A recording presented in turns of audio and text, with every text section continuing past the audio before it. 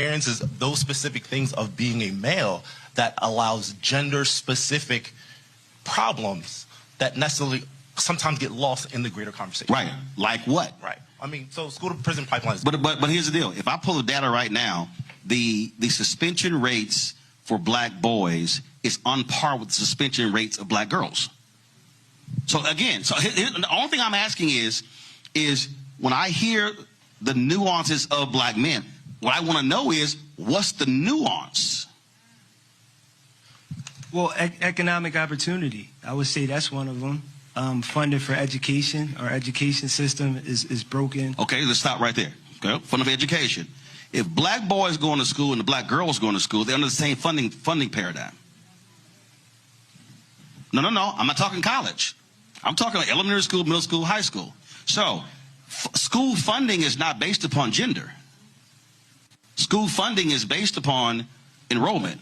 But I would also say representation is extremely important for young black males as well. Representation of what? Like teachers in the classroom. That's right. There needs to be more black teachers, more black male presence in the classroom. So here's what I'm trying to get at. I've had this conversation in so many different places, but what rarely happens are folks actually identifying the specific things that are different and they want addressed that then somebody can then address. And that to me is where the struggle is. I think what we have to, because here's what we have to do. We have to actually push back when somebody throws it out to force them to be specific. So, for instance, in this piece, and I've actually heard it, in this piece, the brother said, there's a perception that the Democratic Party is a party of women. Because, I'm telling you, I've heard this, a lot of brothers are bothered by when they hear black girl magic. And I'm just, if we're gonna do with perceptions, I've heard this. I've heard brothers say, all I'm seeing are women being appointed and being touted. And I then go, okay, so they've done 200 federal judges, 58 black, 37 black women, 21 black men. I then ask them, how many existing federal judges are black men compared to black women? They can't answer that question because there's way more black men. So then I had a brother say, well, I'm seeing all these sisters. Supreme Court Justice. I'm like, okay, Ketanji Brown Jackson. That's one sister. There've only been 3 black people, 2 of them black men. There are 4 United States senators right now who are black, 1 black woman, LaFonza Butler, who leaves in January, and 3 black men. I then say, okay, there are more black male members of the U.S. House than black women. So I start walking these things through, and what I say to brothers is, okay, you're responding to recent history because they've been frozen out. 1972, Shirley Chisholm did not go to the black political convention in Gary, Indiana, because the black men there were clear they weren't going to support her for president. So I think what we have to do is we also have to, I think we as black men have to have some real conversations to brothers as well to say, if you're responding to certain things you're seeing, now ask, why am I seeing that? Because you're also correcting what are historical historical realities of folks being frozen out. And so that to me is a problem, because also if I started naming who are your top black Democratic leaders, Hakeem Jeffries, minority leader, man. Jim Clyburn, man. Jamie Harrison, head of the DNC, man. I mean, we could just start naming folks. And that to me, again, I think what has to happen, there has to be the constant pushback. Because if we don't force these brothers to have to answer that, I get feelings, I get perceptions, but I want to get down to, no, let me get to the core. What is your fundamental issue? And I think part of the problem with this conversation, I'm going to come to you, then I'm going to come to you, is that we are not pushing them to have to answer that central question. We are allowing emotions and perceptions and kind of stuff, what I heard, to rule that's not rooted in reality. Sure.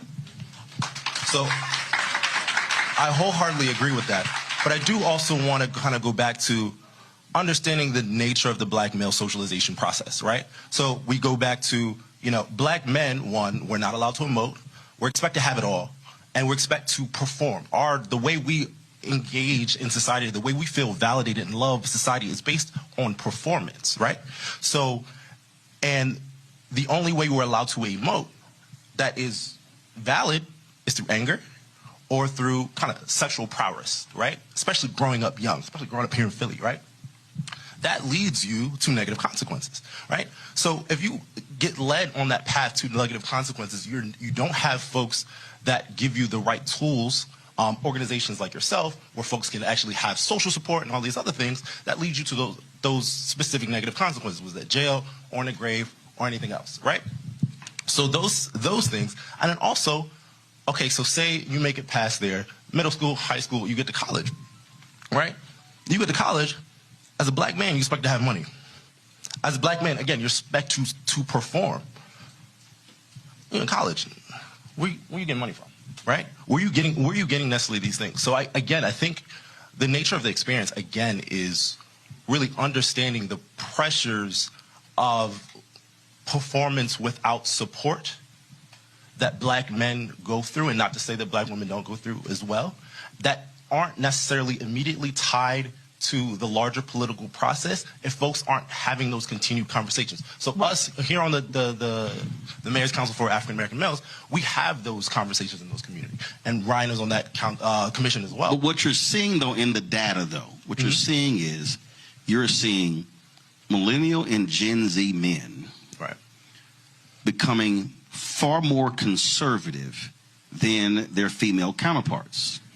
And so there's a reason, Ryan, why Donald Trump, actually coming to you next, then Ryan. There's a reason why Trump is specifically going to these Millennial Gen Z podcasters.